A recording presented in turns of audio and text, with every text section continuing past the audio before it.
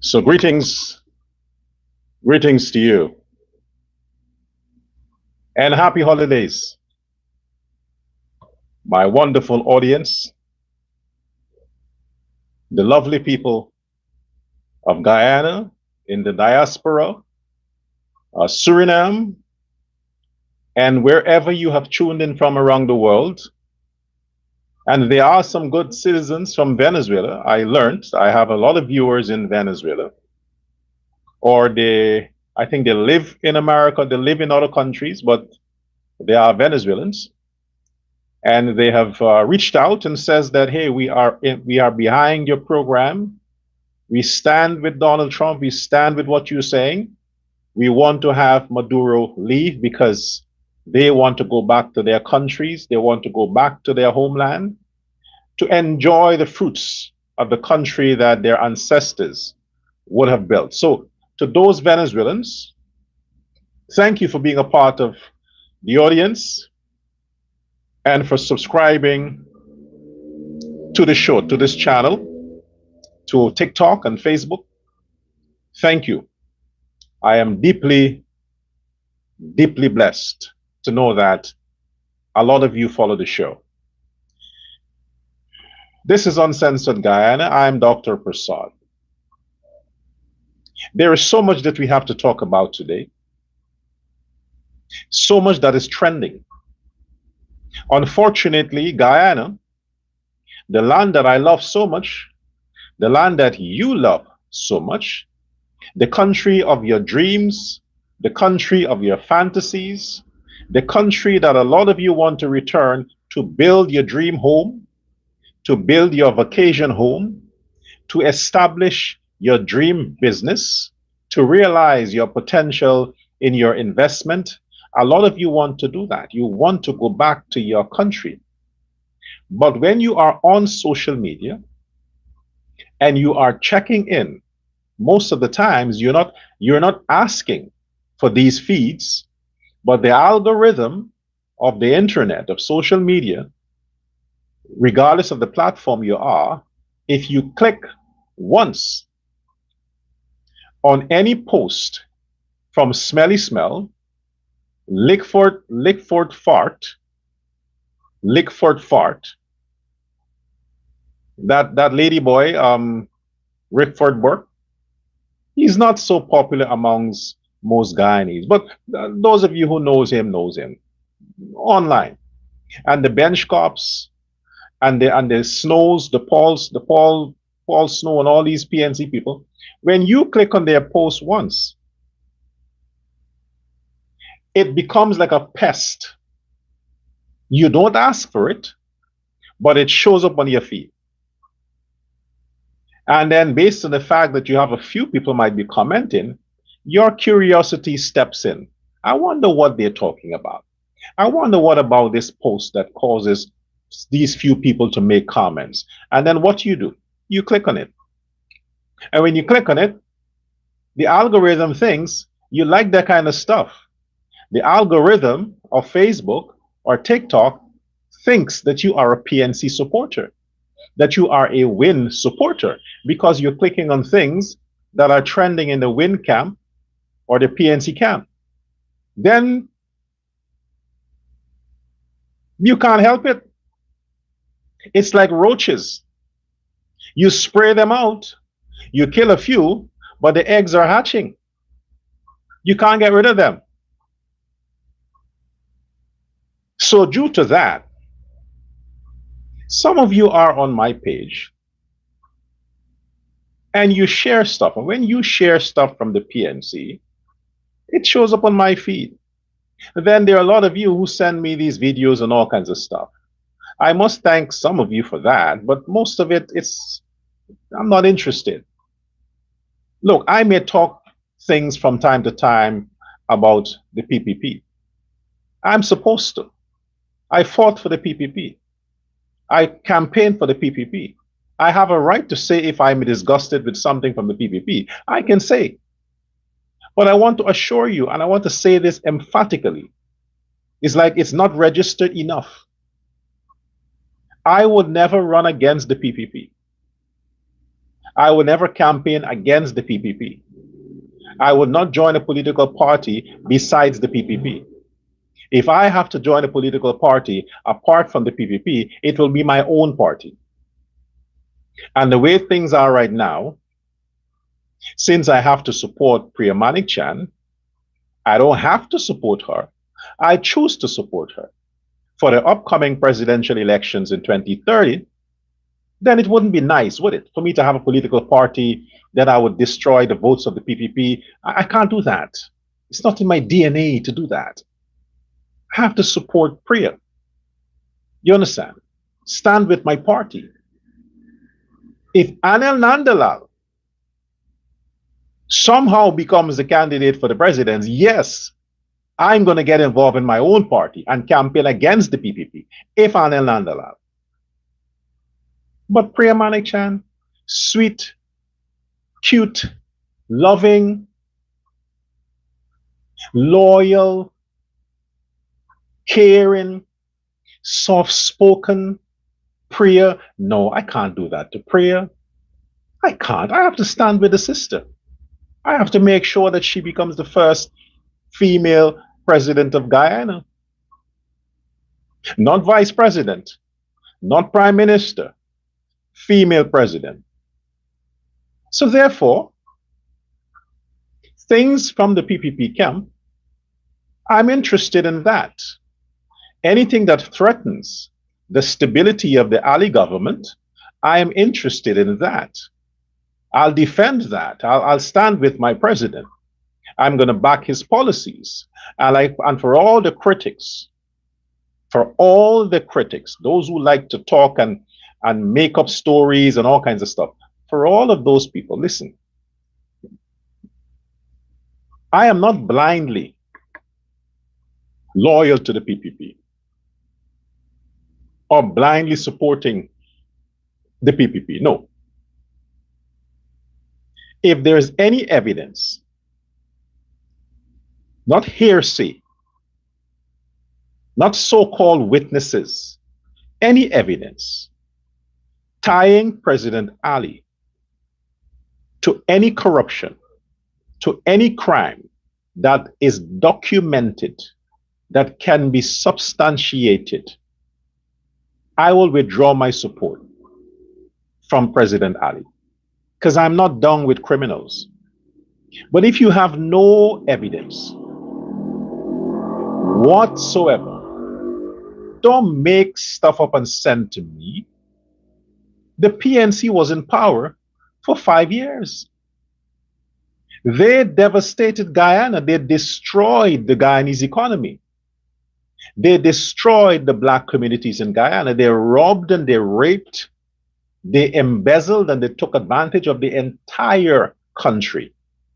Everyone suffered. They had control of the military, the police, the judicial system, the thugs, the ghettos, the drug dealers, everyone they had control over. And in 5 years, they couldn't prove a case against Jagdeo or Ali or any of the PPP ministers. They couldn't prove a case against any of them. In 5 years, all they did is that they covered the crimes of the Mohammeds and the PNC friends and family in the drug business. That's all they did. Why would they come now, after Ali's second term, being in President Ali in the first few months of his second term? Now they're coming and claiming that they have evidence about corruption, they have evidence about this. They want Ali to police himself. You're the one making allegations against President Ali. You are. So if you're going to make accusations, bring the evidence. Don't play this propaganda war and on social media and wherever that you think that, oh, just say it. You don't have to provide evidence. Just say it. Don't do that. Bring your evidence. But you can't because you have none. Then they have this other thing, this other some fucking concerned citizen page or some shit like that. The arm of the PNC, I think that's Aubrey Norton's cousin or somebody that is running that page, generated a video with some Caucasian person's voice, AI generated voice, about the Berbice Bridge, the Berbice River Bridge, talking about PPI, PPP, that is public-private partnership. Most countries has that. Public-private partnership, where the government and the private sector come together to deal with public infrastructure. Saying in place of the government taking taxpayers' money to fund an entire project, it brings in a private community. Now they're alleging that this whole thing is a scam and that Vice President Barjagdio is the main owner of this Berbice Bridge because he controls the private sector that is invested in this public-private partnership thing. You can pull files from wherever. Most of these programs, most of these projects, most of the deals that went down for these projects, they're publicly available information. You can get them from the government's website, Ministry of Finance. You can get these information from the government's Office of the President about all of these projects. It's there. If you want to go fine to investigate who owns a business, who owns a private this, or who owns that, that is also available. All you need to do is to go to the deeds and registry, the revenue department, and you would see who the business is registered to. You check their charter, you check their article of incorporation, you see who the owners are, you see who the board members are. Everything is public. But if you don't see Vice President Jagdio's name, his name on any of the articles of incorporation, any of the public records, if you don't see his name, Bharat Jagdio, why would you associate him with a private entity or a private business just because the owner of that business happens to be Indo-Guyanese? That is prejudice. That is being racial. So every business in Guyana, every contracting firm, every bank, every institution in Guyana, of whose owner is an Indo-Guyanese, they're connected to Jagdio. All the Indian businesses in Guyana are family to Bar Jagdio. Is that how evil Jagdio is? That the entire business community in Guyana are built around Jagdio's family? You PNC people are really some radical assholes. You are some radical assholes. There is no end to your racism.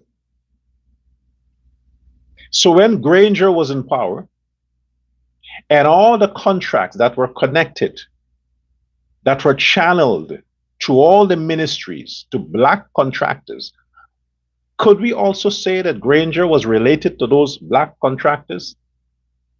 To all the persons who are doing procurement, bringing products into the country, using the government's agencies to do what they do? Are we going to say that they too were related to Granger? That that's how politics is? The president only sets up his family and his friends. So all the contractors now in Guyana is related to President Ali. ExxonMobil is related to President Ali. The China Aid, the China Railway, the Indian Railway. Is that what you're coming to? That this whole PPP thing is a scam? That there's no public-private stuff? It's just one man who owns everything, and that's Bar Jagdeo?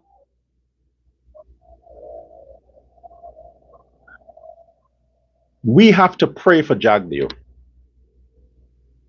No, literally, I believe in prayers.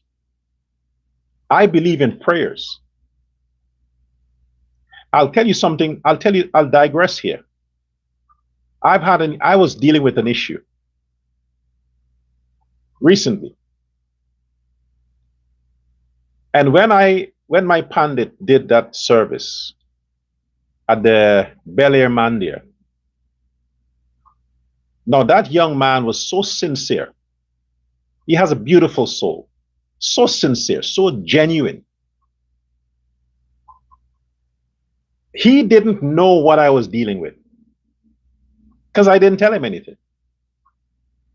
But there was a moment during the service, during the ceremony, where he said to me, and he specifically said by words, not a general thing that it's a general thing you say to everybody. He says, you know, that thing that you're dealing with, that issue, and he specified. I got goosebumps because I'm thinking, how the heck does he know that? That's a personal thing. I don't tell people that because I mean, I like to protect certain secrets. I don't share things with people like that. But he pointed out, hit the nail on the head as to the thing I was dealing with. And he says, in details, the stuff I was dealing with. He says, you know what? I want you to talk to Ma Durga about it. He said, talk to her about it now. Tell her how important it is for this problem to be solved. I turned and I looked at him. I got goosebumps because I'm asking myself, how the heck he knows that? We had no prior conversations about issues. It was just something that I had to do. However, while I was reciting in my mind, he was reciting out. And he recited in his prayers some words that resonated with me because that is what I was thinking. In the same time he was reciting, that's what I was thinking. However, after that puja, less than 2 weeks after that, the same problem solved, disappeared. The same problem. No, I didn't tell him, no, I'm saying it. But the same problem disappeared after the prayers. So I'm using that tenet. To tell you, in however way your conviction is regarding how you meditate or how you pray or whatever it is, it's your thing. Do your thing how you know how to do it. But I want you to make special prayers for Vice President Bharat Jagdeo. Special prayers. That man is human. He's not a god. He's not a robot. He's a human being. The difference is he is a politician by profession. But apart from being a politician by profession, he cries like everybody else. He hurts like everybody else. He feels hunger. He feels the need to go to the toilet. He wipes his own ass. He bathes himself. He urinates. He has sex.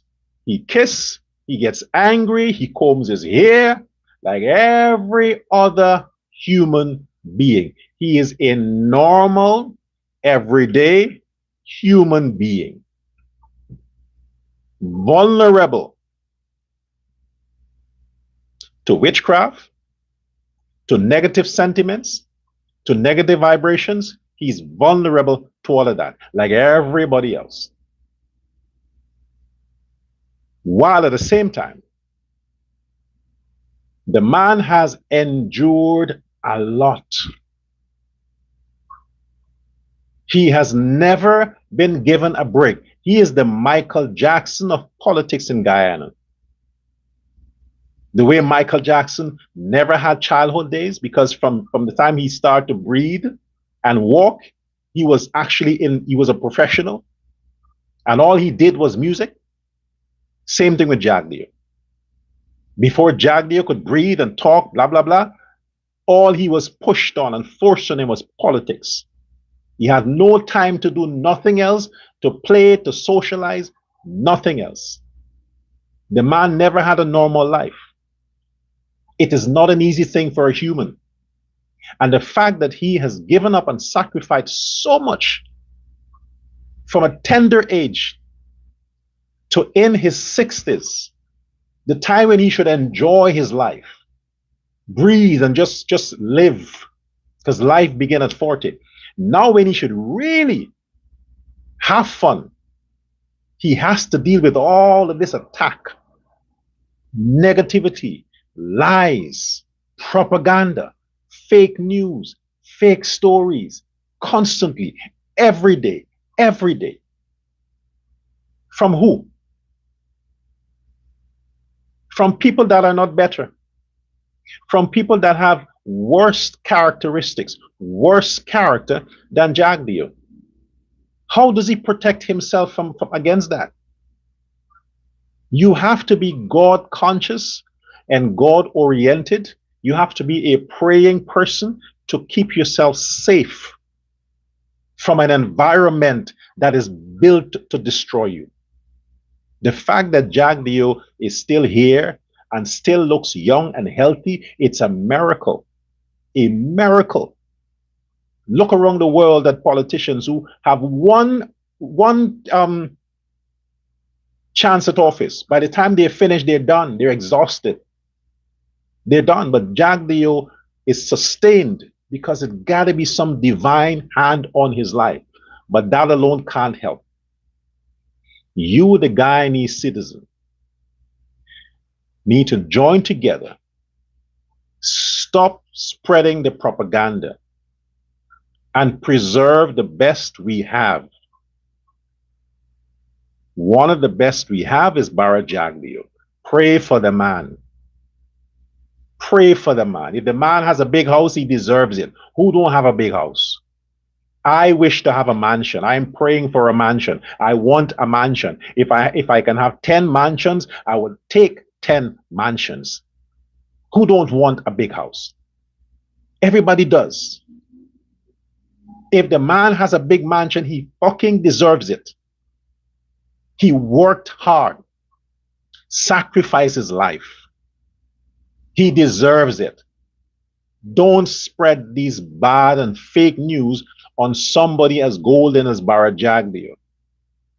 Don't do it. The PNC is out to consume all the good products of the PPP, because once these products are out of the way, the PPP is vulnerable to abuse and attacks from the PNC. Bara Jagdeo is protecting the sanctity of that party, and quite frankly, the sanctity of politics in Guyana. Jagdeo is doing it. So all these things about Berbice Bridge, and Jagdeo owns this, or Essequibo this, and New Amsterdam this. I mean, it's fucking exhausting. No evidence. No evidence whatsoever.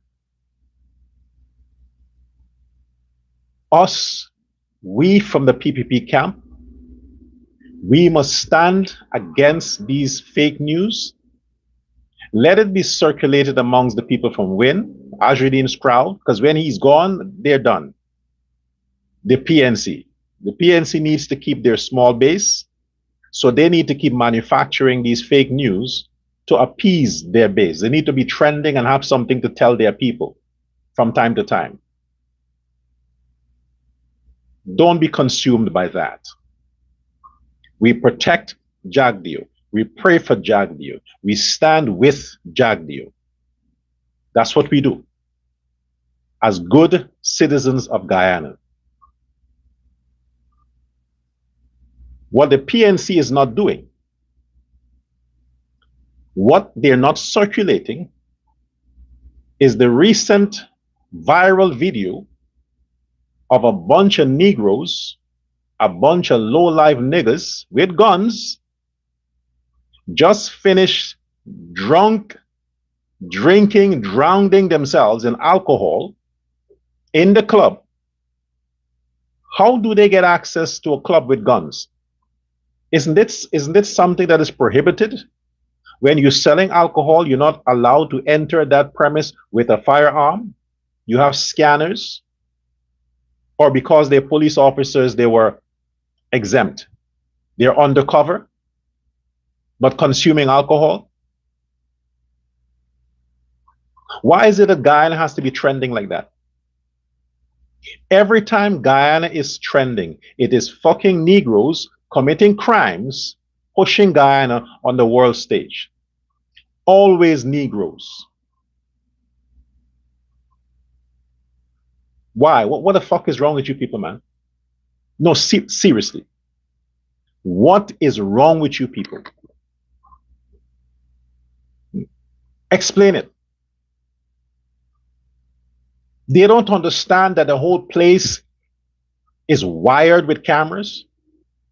Every corner, every house, everywhere, it's CCTV cameras. Everywhere. If it's not there, it's people's phones. You can't hide from anything. But they're so dumb in their heads. They're so blinded by stupidity, and they don't have the ability to be rational, that it doesn't matter where it is. They just act out their Negroids personality. They act it out. Typical niggas. They're in love with the guns. They're in love with guns. Niggas and weapons. Niggas and weapons. That's why they should ban the rap music. And all these low-life talk music they're playing on the radio coming out of Jamaica and all these places, they feel that they're empowered. Police officers that should set an example 24/7. How the heck they get the job? How do these people qualify for being police officers? You have undercover cops, plus you have cops in uniform playing around with this thing. But if somebody had mistakenly pulled their trigger, which a few shots in the air, but if in a scuffle, they mistakenly pulled it or they do it on purpose, they would have had a few bodies lying on the road there. A few bodies, dead bodies, lying on the road there in front of the club. And who would they blame? Tell me. Who would get the blame for that? Let me see. Oh, President Irfan Ali. Whether it's the black thugs in uniform fucking up, it's Ali's fault. Whether it's the Indian drinking and getting drunk and fucking up, it's Ali.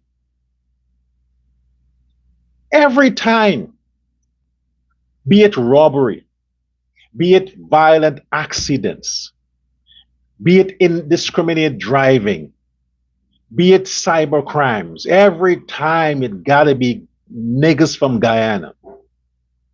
Every time. Why can't you people just follow the fucking law? The commissioner is a black man. The Home Affairs Minister is a black woman. Can you please make these people proud? Make them proud for a change. It's a sister and a brother heading the security for services in the country. Make them proud, for heaven's sake, man. You gotta disgrace your own people. Police officers.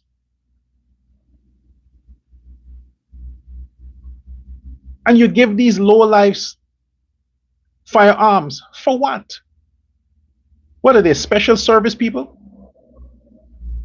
You're a businessman. If you are a businessman, what do you do walking with a gun going into a club? As a businessman, your weapon is to protect your premises, your business. But if you're not on your business, what do you need walking around with a gun for? You got $1 million on you?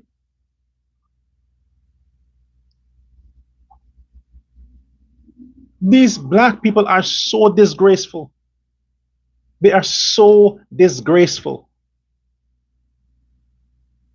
Same thing in Trinidad. No matter where you go, is the niggas are always disgracing Negroes. Every time there is a trending situation with violence or crime or bloodshed or murder, it's black people. It's black people. Grown men, bundle up in a street, waving guns, gun butting each other, pulling grown black men. And that's supposed to be cool. And I am certain that all that misunderstanding is over some bitches in the club. Some fucking low-life whores who may have been in the club and fucked around some of these guys. I'm sure that fight was about women in the club. Prostitutes. Quite frankly, some can be Venezuelans. Because you can't have issues on your job and go to the club together and then come out, bring it outside and want to kill each other for some problems you have on your job, even if it's drug related. You will settle it another way. That is a spontaneous situation that apparently happened in the club with women. The women flirt, they drink, they get high, they flirt with this one, then they go flirt with that one, then they come back and flirt with this one, or they come whispering stuff, oh, he's jealous, and then this one wants to show the other one that, yeah, I can get her, and he's like, no, you can't get her. Fucking, hey, look, take their weapons. The police officers who were involved in there, the police officers in uniform that couldn't stop it, demote them. Demote them. Take their service weapons. The undercover cops who are like pussy holes on the road there, fire them. The ones who gun butting, if they're police officers, identify them and fire them. Get them off the force. Fire them. The ones in uniform that did not do their job, demote them. Let them go back to traffic stop. That's what you do. It's disgraceful. The blacks, when the black people in Guyana fuck up, they should get the harsher punishment. The harsher punishment. Why? Because they complain the most. They complain the most, and they're the ones who are always crying victimization, racism, the government don't love us, Ali is this. They're always complaining as if they're the perfect ones. But every time, they're the ones that keeps fucking up. And the world is seeing they are fucking up. It has to stop, man. You're cussing all the other races. Everybody else is bad, but you're good. But look at what you're doing. Endangering the lives of people because of your stupidity. Niggas, your stupidity. You get a gun, you think you're powerful. Real men don't pull trigger. They do this. Real men don't take a knife. They don't sneak up. They don't go with hoodies, with face masks or guns. Pussies do that. Homosexuals do that. Not real men. Real men confront. And if words can't settle the matter, they cough it out. Cough it out until one is on the ground and he says, I surrender or I give up. That's what real men do. They don't gang up and 5 of them on one guy and everybody has a gun or a knife. Those are for homosexuals, pussies. Okay? Doggies people, doggies kinds of people with the back, what do I call it again? The back clitoris. So all them so-called police or whoever, gangsters, whoever, were pulling gun and shooting, they're all men with back fucking whatever. Disgraceful. Disgraceful. You're blaming Ali for that shit? fucking PNC. Those are things the ERC should condemn. The Ethnic Relations Commission should condemn that, because black on black violence.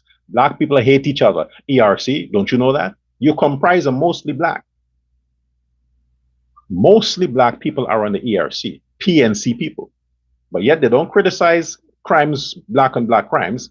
Only when somebody else who's not black criticize black people, the ERC calling them in, want to sanction them, send them before the courts, only then. But when black people are cussing and killing black people, oh no, niggas do this, let's forget about that. You're a bunch of hypocrites. Now look, we have more information about the American case, the conversation with Trump and Maduro. You see, Maduro,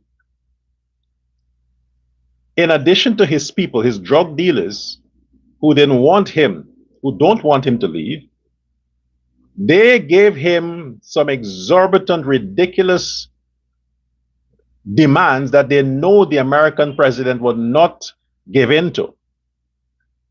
For example, Maduro agreed to step down, to resign, but he wants to maintain control of the army, the Venezuelan army. He's not president anymore, but he wants to be the boss of the army. He must control the military. Why? Now you see that it is not propaganda. It was never fake news that the Venezuelan military is the drug cartel. The Venezuelan military is the agency that is responsible for the most of the drugs. They control the presidency. They control the government. Maduro is just a stooge, as if he's a political appointee, but he is really the head of the army. Not like chief of staff or commander in chief. Not that sense. Not in that sense. He's the head, as in he's the head of the cult, the gang cult of the army that deals with the drugs and the human smuggling and the all of these things. He's the head of that. So he wanted, his deal to Trump was, okay, I'll resign as president, but not as head of the army. What kind of deal is that? The man said resign and leave. He wants to resign and stay and be the head of the army and organized free and fair elections. He wants to, maybe the Americans are idiots, or that's what he thought.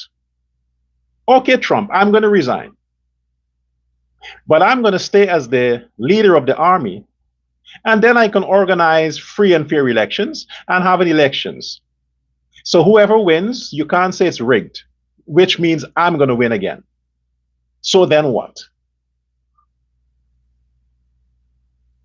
That's one of the deals that he wanted to handle with Trump. The second ridiculous deal was he wants global amnesty like Azruddin Mohammed. The same way Azruddin Mohammed wants to be opposition leader, so he gets amnesty, meaning he's free to roam and all the charges are dropped and nobody can do him anything. That's what he thinks if he's opposition leader.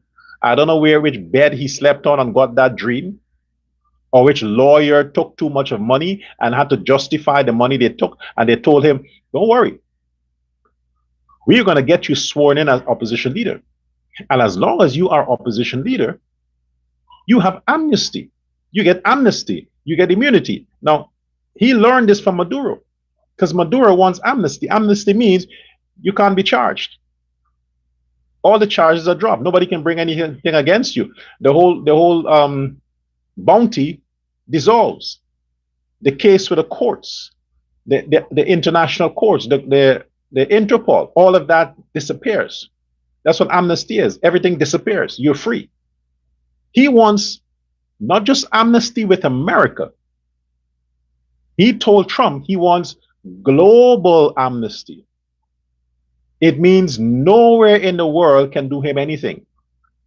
And Trump needs to guarantee that. Trump says, no, I am guaranteeing you safe passage out of Venezuela, you and your wife and your children.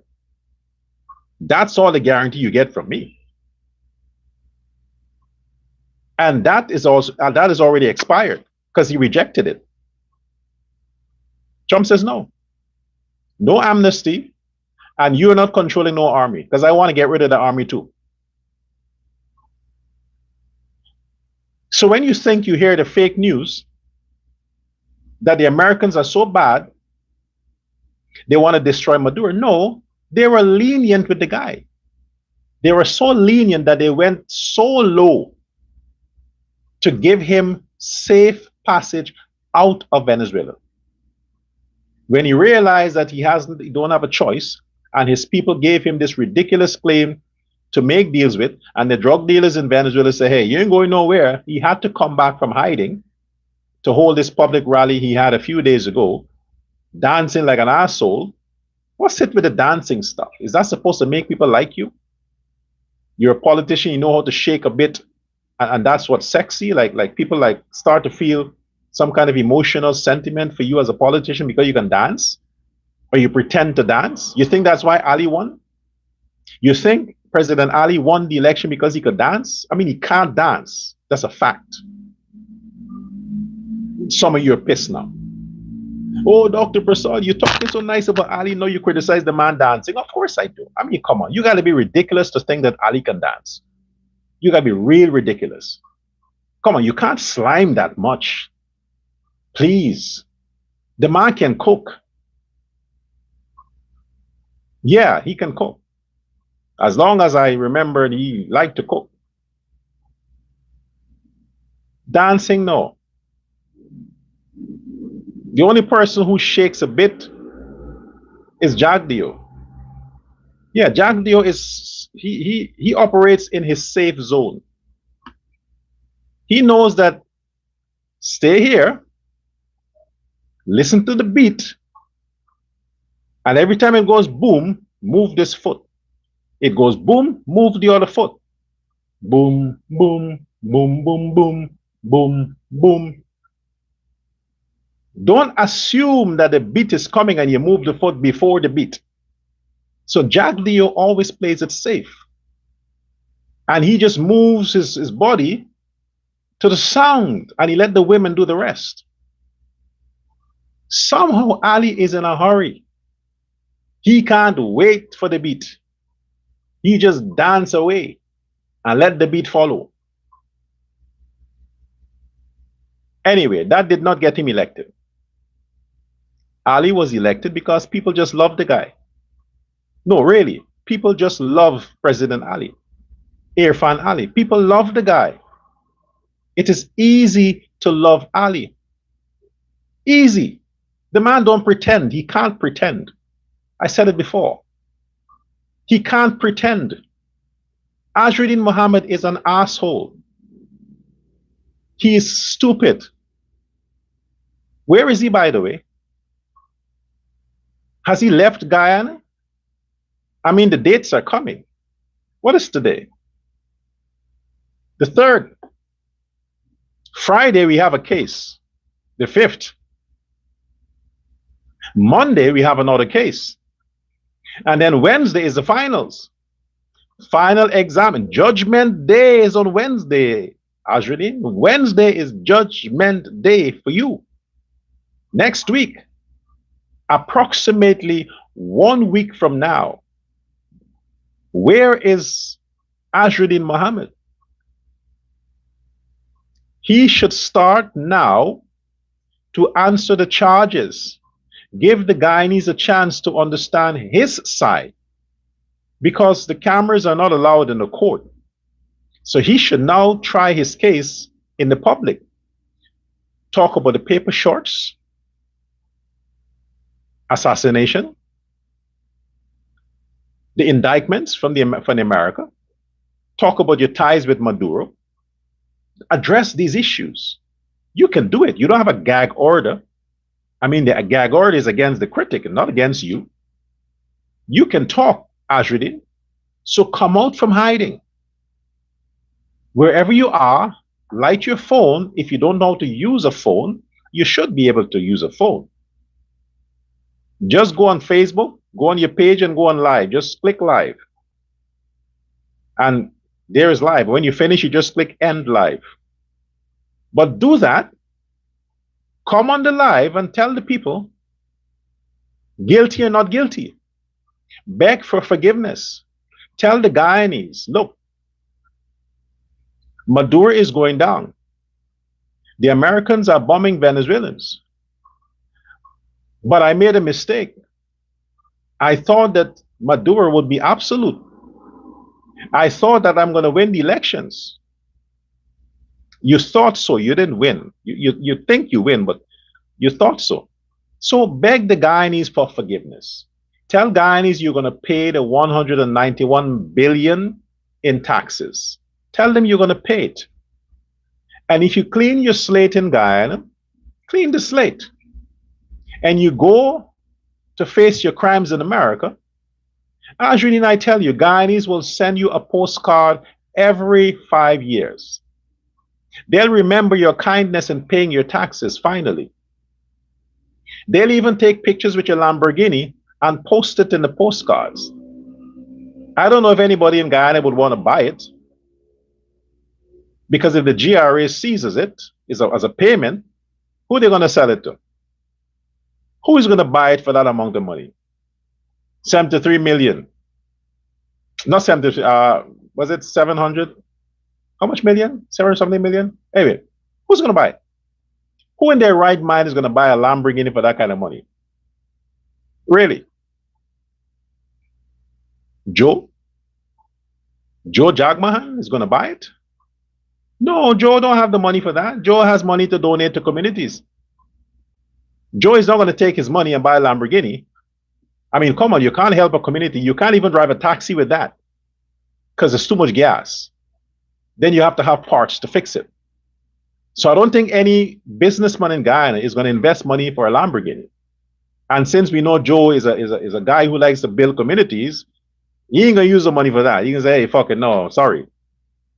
I can buy some Hymac and some trucks and some this and donate to Buxton. So I don't know how the GRA is going to get that money back from the Lamborghini.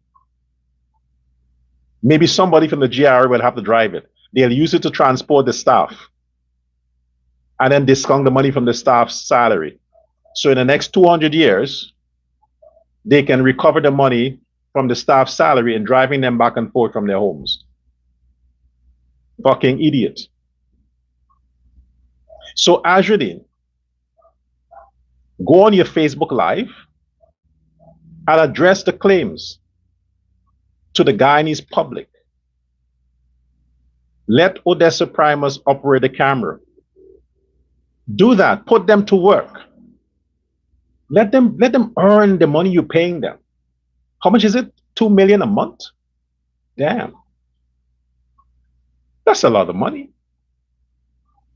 I saw somebody said the other day that, I got to check it out, but correct me if I'm wrong, that a minister in the Ali government earns 10 million Guyana dollars a month. Is it true? Substantiate that for me. I have to do research. I have to find out. 10 million Guyana dollars a month. I don't believe it. I know it's a PNC usual propaganda stuff, but there's nothing truthful about that. The president earns what, 2 million? Because Norton used to get a million plus. The president's salary would have been maybe around 2 million or 3 million a month, I think. Saying no way a minister can get 10 million. I mean, the ministers maybe get maybe 300,000, maybe 300,000 or 400,000. I don't know, around that. But no minister can earn $1 million Guyana dollars a month. Public servants gets the least. The least. So the most, in my opinion, I don't know the facts. I have to research. I got to find out. I got to go to the Ministry of finance side. I got to find a Ministry of Labor, I think, but I'll get the facts. But this is what the PNC is pushing. They're trying to be sarcastic. That some minister earn 10 million a month. Then what is he? The head of what? Not even Donald Trump. If you do the calculations in US dollars, not even Trump earns that in comparison to US dollars. And some Guyanese minister, come on, man. Really? And a lot of you believe this shit. You're commenting. You're surprised. Oh my gosh, really? It should trigger something in your brain. It's not true. The most they earn, I think, is 500,000, probably less. It's just the packages and the perks that they get, you know, the free this and the free that, and that's the thing. But the ministers don't earn money. Their pay is very low. It's just the prestige of being a minister that makes a lot of them run for the job. But the salary is ridiculous. Private sector people earn more money. Same with the president. The president don't earn no kind of money. I mean, come on. Azrinin is paying his people $2 million a month. You got to be a president to earn $2 million a month. And Azrinin is paying his people from Win $2 million a month. You got to be really a person who wants to serve your country, serve your people, protect your nation, to take the post of a president, because it's not, there's no financial benefits there. There's none. It's just the prestige. You see how the man is stressed? The man can't even pay his bills. Ali, I'm talking about. You see how Ali is stressed out? Gray every fucking where? Because he's thinking about how to pay his bills. And I hope GPL is giving that man free electricity. Because there's another thing I want to touch on. The Guyana Power and Light is the government is subsidizing the electricity for a lot of senior citizens, or all senior citizens, pensioners, are getting free electricity. Confirm that for me. But this should have been a case if the pensioners live alone. If the pensioners live alone, meaning they take care of themselves, they live in their apartment themselves, their homes themselves, then that applies. But if you have a woman who might be in her 60s or 70s, and she got a whole fucking train of children and grandchildren living under the same roof, and they contribute nothing, but they benefit from the free water and the free light from the government because of that grandmother, and they're doing nothing to enhance that grandmother's life. They're not helping her, taking care of her, contributing to nothing. They're living off of her pension. They're living off of the free light and the free water. No, for pensioners to qualify for that, the government has to send people to each address to investigate, to make sure that indeed only pensioners live here and not their grown children, or just stop the whole thing. Because whether the light bill is in the pensioner's name, that doesn't mean that that's the only person living there.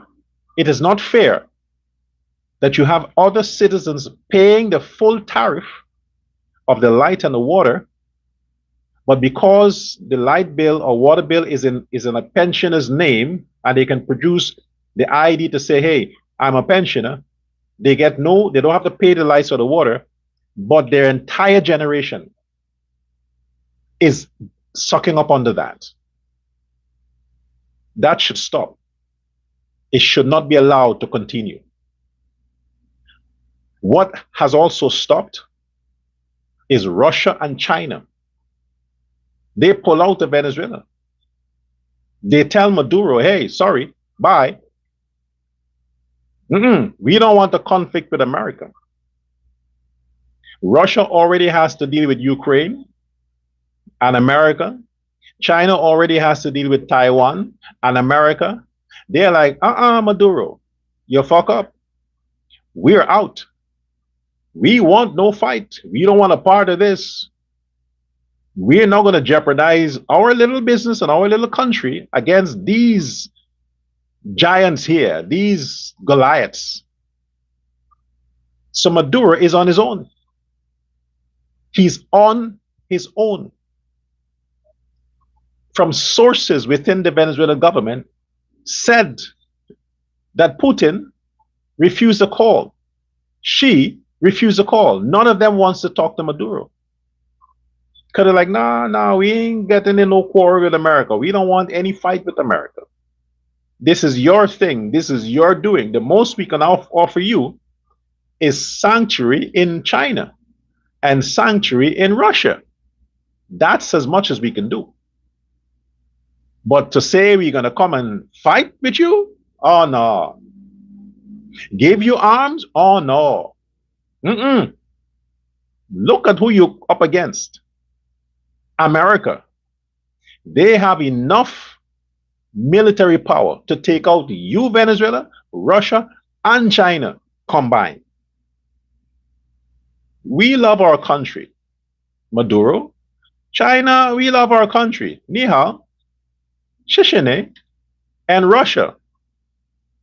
I don't speak Russian. But Putin say, look, I got my own stress here with Ukraine and trying to get a peace deal and to solve this war where so many soldiers are dying every day.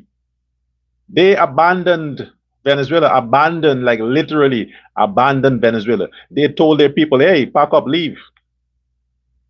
They are allowed to leave the country. Their planes are allowed to leave the country. So when you're getting reports that there are planes flying out of Venezuela, those are Chinese and Russian planes. They go in, take their people, and they leave. Only those planes. And other foreign countries that has people in embassies in Venezuela, they are allowed because you can identify the plane based on the map, the radar map. Those countries, like France, and all these places, their planes, their state planes, are going into Venezuela, Caracas, taking their people out, and they're leaving. So Trump is giving them time to do that. This is why they put a hold on the bombing, because he said yesterday, the land strikes is going to start soon. He said, I'm thinking about it. He says, it is going to start soon. Land strikes. They know all the location. They're going to be striking locations, striking ministries, striking military base. That will start soon. But they're holding it because these people have to leave the country. These European countries, they got to get their people out. So they're doing that. Maybe they have already done that. So by Friday or Saturday over the weekend, we might see the bombs starting on the land strikes in Venezuela. They have already confirmed that. It is approved. They get the go-ahead. They're waiting now for the green light to say, hey, okay, we don't have any partners on the ground. We don't have any countries on the ground. So it's okay to do the bombing. It matters who your leaders are. He thought that he could terrorize Guyana, bully Guyana. He think Ali is some little boy he can walk over. Now, who is the little boy now? Ali is still the prince. He's still protecting his country. He's still loved by the world. He still has America on his side, China on his side, Russia on his side. Who is the one isolated now? Maduro. And he's taking his country with him. Innocent Venezuelans will perish, will die, will be homeless, destabilized, just because he's selfish. He don't want to leave.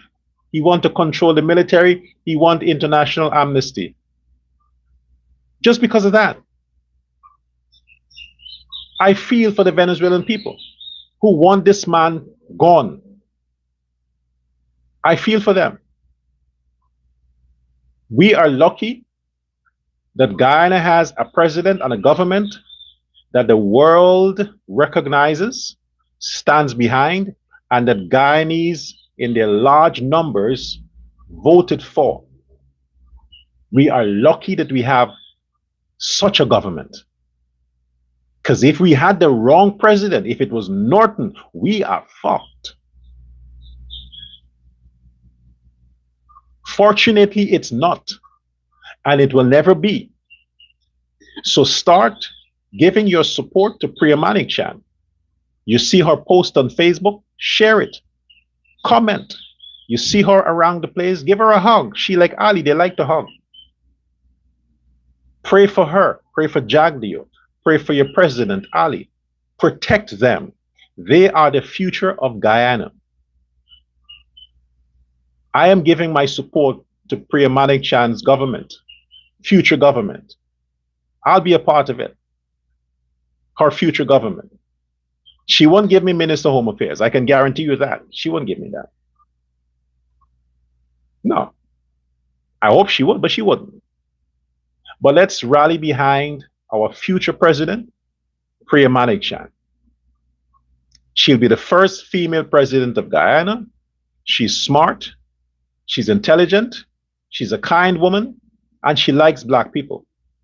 That's important. She likes black people. Jagdeo likes black people. President Ali loves black people.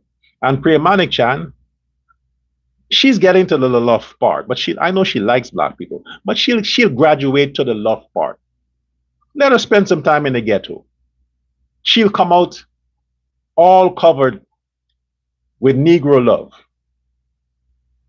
So then you wouldn't have to worry, okay, she's not a racist. At least we know she's not a racist. I mean, nobody in the PPP are racist, man. The racist people are the PNC. The racist people are Campbell and Norton and this Sherrod Duncan guy, this fake news fabricator, Sherrod Duncan. They're the racist. But the PPP people, all they want to do is to live and let others live. They want to do their business, employ black people, stay safe, stay out of trouble. That's all they want to do. They ain't got time to be shooting each other and pulling guns on the street and the police. No, they ain't got time for that. Look at what they're fingered in. Look at what the PPP people are fingered in. Fake news from the PNC. Until next time, this program again is funded by viewers like you. Show your love today to Dr. Prasad. Call the WhatsApp number and I'll give you the details as to how you can wire your gift, or you can do that via Zelle if you have the Zelle. And let's continue on this journey. Keep Guyana safe. Keep Guyana smiling. Keep Guyana trending in a positive way. Until next time, bye now.